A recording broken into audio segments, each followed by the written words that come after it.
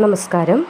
May 15 ജ്യോതിഷപ്രകാരം അത്യപൂർവ ദിവസങ്ങളിലൊന്നായിട്ടാണ് വരുന്നത്.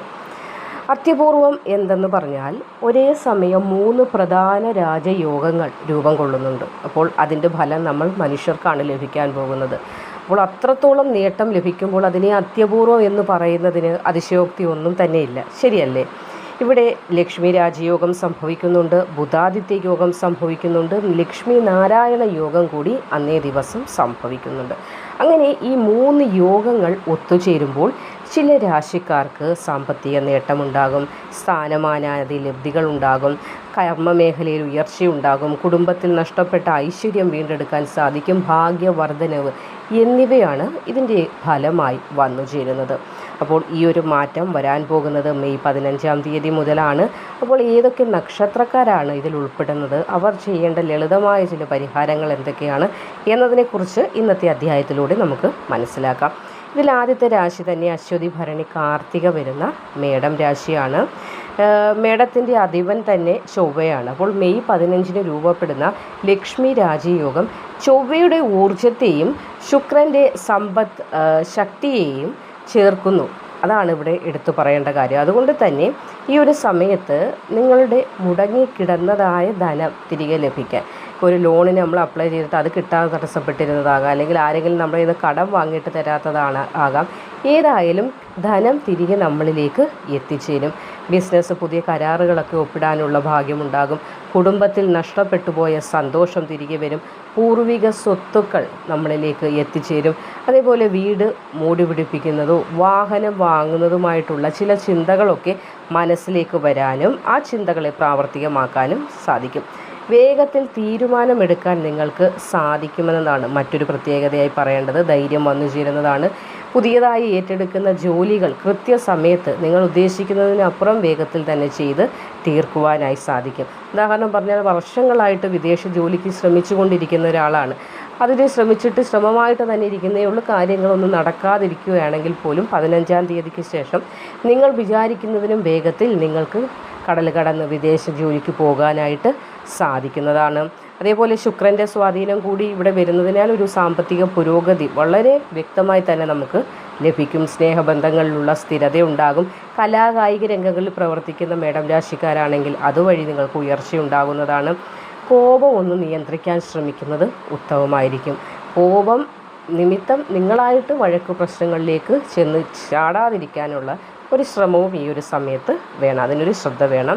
അപ്പോൾ ചൊവ്വാഴ്ചകളിൽ അടുത്ത് ഹനുമാൻ സ്വാമി ക്ഷേത്രമുണ്ടെങ്കിൽ അവിടെ ദർശനം നടത്തി ചുവന്ന പുഷ്പങ്ങൾ സമർപ്പിച്ച് പ്രാർത്ഥിക്കുന്നത് ഏറ്റവും ഉത്തമമായിരിക്കും. അതേപോലെ തന്നെ ഏറ്റവും വിഷമം അനുഭവിക്കുന്ന ദരിദ്രരായ ആളുകൾക്ക് വസ്ത്രം ദാനമായിട്ടോ അന്നദാനമായിട്ടോ നടത്തുന്നതും നിങ്ങളുടെ ജീവിതത്തിൽ ഈ ഒരു ഭാഗ്യവർദ്ധനവിനും ദോഷങ്ങളെല്ലാം ഒഴിഞ്ഞ് നേട്ടവും ഐശ്വര്യവും അതിലുപരി പുണ്യവും വന്നു ചേരുന്നതിന് സഹായിക്കുന്നതാണ്. മകം പൂരം ഉത്രം വരുന്ന ചിങ്ങം രാശിക്കാരുടെ കാര്യത്തിലേക്ക് വന്നാലും ഇവിടെ ചിങ്ങത്തിൻ്റെ അധിപൻ തന്നെ സൂര്യനാണ്. അപ്പോൾ ബുധാദിത്യ യോഗത്തിൻ്റെ പ്രഭാവം സൂര്യനും ബുധനും ചേർന്ന് രൂപപ്പെടുന്നതിനാൽ ഈ ബുധാദിത്യ യോഗം നിങ്ങൾക്ക് അധികാര പദവികളൊക്കെ ലഭിക്കുന്നതിനും ജോലിയിൽ ഉയർച്ചയുണ്ടാകുന്നതിനും സർക്കാർ ജോലിക്ക് ശ്രമിക്കുന്നവരാണെങ്കിൽ അവസരങ്ങളൊക്കെ ഉണ്ടാകുന്നതിനും നേതൃത്വ സ്ഥാനങ്ങൾ അലങ്കരിക്കാൻ ഭാഗ്യം ഉണ്ടാകുന്നതിനുമൊക്കെ യോഗം നൽകും. പൂർവിക അനുഗ്രഹം ലഭിക്കുന്ന നക്ഷത്രമാണ് മകം.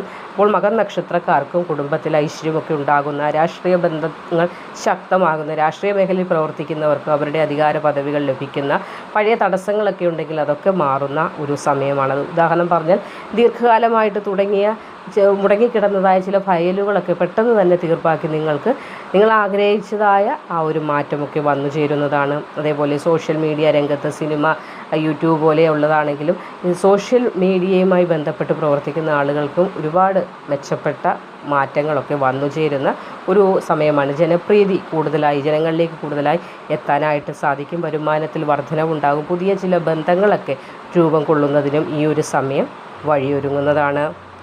പരിഹാരമായിട്ട് പറയാൻ ആദിത്യ ഭഗവാനെ പ്രാർത്ഥിക്കുക എന്നതാണ്. അത് എല്ലാ ദിവസവും പറ്റുന്നില്ലെങ്കിൽ കഴിവതും ഞായറാഴ്ചയെങ്കിലും ഭഗവാൻ സൂര്യനെ പ്രാർത്ഥിക്കുക. രാവിലെ സൂര്യന് ജലം തർപ്പണം നടത്തുക, അർഘ്യം സമർപ്പിക്കുക എന്നാണ് അതിന് പറയുന്നത്. കൂടാതെ ഗോതമ്പ് ദാനമായി ആർക്കെങ്കിലും കൊടുക്കാൻ പറ്റുന്ന ഉത്തമമാണ്. ആർക്കെങ്കിലും എന്നല്ല, ഏറ്റവും വിഷമം അനുഭവിക്കുന്ന ആളുകൾക്ക് ഗോതമ്പ് ദാനം ചെയ്യാനായിട്ട് സാധിക്കുന്നതും ഉത്തമ ഫലത്തെ പ്രദാനം ചെയ്യുന്നതാണ്. ഉത്രം, അത്തം, ചിത്തിര വരുന്ന കന്നി രാശിക്കാരുടെ കാര്യത്തിലേക്ക് വന്നാൽ കന്നിയുടെ അധിപനും ബുധനാണ്. അപ്പോൾ ലക്ഷ്മി നാരായണ യോഗത്തിൻ്റെ സ്വാധീനമാണ് ഇവിടെ കന്നി രാശിക്കാർക്ക് വരുന്നത്. ബിസിനസ് പുരോഗതി, വിദ്യാഭ്യാസ വിജയം, വിദേശ യാത്രയ്ക്കുള്ള ഭാഗ്യം, കടങ്ങളിൽ നിന്ന് ഋണമോചനം, കടങ്ങളിൽ നിന്നുള്ള മോചനമൊക്കെ ഇവിടെ ഉണ്ടാകും. ബുദ്ധിശക്തിയാൽ മുന്നേറാൻ നിങ്ങൾക്കിനി സാധിക്കും. പ്രത്യേകിച്ച് ബിസിനസ് മേഖലയിലൊക്കെ പ്രവർത്തിക്കുന്നവർക്കും വിദ്യാർത്ഥികൾക്കും ഇത് വളരെ അനുകൂലമായിരിക്കും. ഓൺലൈൻ ബിസിനസ്സൊക്കെ ചെയ്യുന്നതിൽ നിന്ന് ലാഭമുണ്ടാകും. IT മേഖലയിൽ പ്രവർത്തിക്കുന്നവരാണെങ്കിൽ അല്ലെങ്കിൽ അവിടെ ജോലിക്ക് ശ്രമിക്കുന്നവരാണെങ്കിലും അവസരങ്ങളുണ്ടാകും. പഠനത്തിൽ വിദ്യാർത്ഥികൾക്ക് വലിയൊരു മികവ് പുലർത്താനായിട്ട് സാധിക്കും.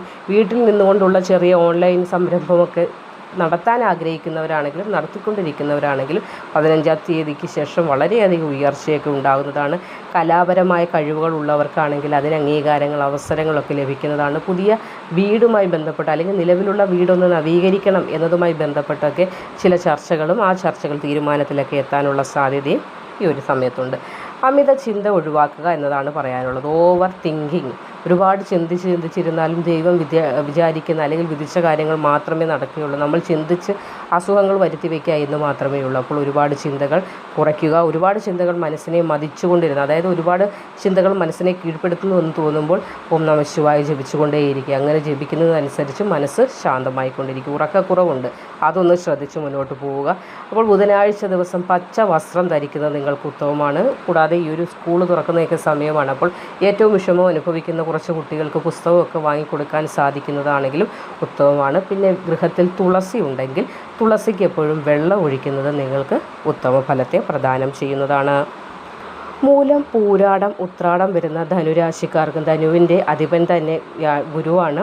അപ്പോൾ ഈ ഒരു സമയത്ത് ഗുരുവിൻ്റെ അനുഗ്രഹം ശക്തമാകുന്നുണ്ട്. വ്യാഴത്തിൻ്റെ അനുഗ്രഹം ശക്തമാകുന്നതിനാൽ തന്നെ നിക്ഷേപങ്ങളിൽ നിന്ന് ലാഭം, കുടുംബത്തിൽ സന്തോഷമുണ്ടാകുന്നു. വിവാഹ പ്രായമായി നിൽക്കുന്നവരാണെങ്കിൽ, ഈ നക്ഷത്രക്കാരാണെങ്കിൽ വിവാഹ യോഗം ഒക്കെ ഉണ്ടാകും. വിദേശ ബന്ധങ്ങളൊക്കെ വന്നു ചേരാനുള്ള സാധ്യതയും ഉണ്ടാകുന്നുണ്ട്. ജീവിതത്തിൽ വലിയൊരു മാറ്റങ്ങൾ 15-ാം തീയതി മുതൽ നിങ്ങൾക്ക് ദൃശ്യമാകും. ഉദാഹരണം പറഞ്ഞാൽ വർഷങ്ങളായി നഷ്ടത്തിലായിരുന്ന ബിസിനസ് ആണെങ്കിൽ പോലും പെട്ടെന്ന് 15-ാം തീയതി മുതൽ അല്ലെങ്കിൽ അതിനുശേഷമുള്ള സമയങ്ങൾ മുതൽ വലിയൊരു ലാഭത്തിലേക്ക് എത്താൻ തുടങ്ങിയാണ്.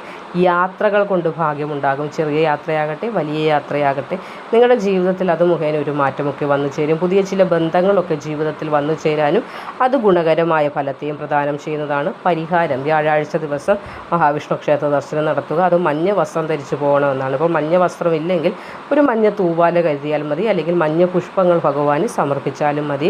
അതേപോലെ കടല പരിപ്പൊക്കെ ദാനം ചെയ്യുന്നതും ഉത്തമമാണ്. ഗുരുവായൂർ അമ്പലത്തിലേക്ക് എന്തെങ്കിലും നേർച്ച പറഞ്ഞു വെച്ചിട്ടുണ്ടെങ്കിൽ അത് ചെയ്യാനും മറക്കാതിരിക്കുക. എന്തെങ്കിലും നേർച്ചകൾ ഉണ്ടെങ്കിൽ പോലും നമ്മൾ പിന്നീട് മനുഷ്യരാണ്, മറവികൾ വന്നു ചേരുമ്പോൾ മറന്നു പോകാറുണ്ട്. അങ്ങനെ എന്തെങ്കിലും മറന്നു പോയിട്ടുണ്ടോ ഗുരുവായൂർ ക്ഷേത്രത്തിലേക്ക് കൊടുക്കാൻ എന്ന് പറഞ്ഞു വെച്ചിട്ട് മറന്നു പോയിട്ടുണ്ടെങ്കിൽ അത് തീർച്ചയായും ചെയ്യേണ്ടത് കൂടിയാണ്.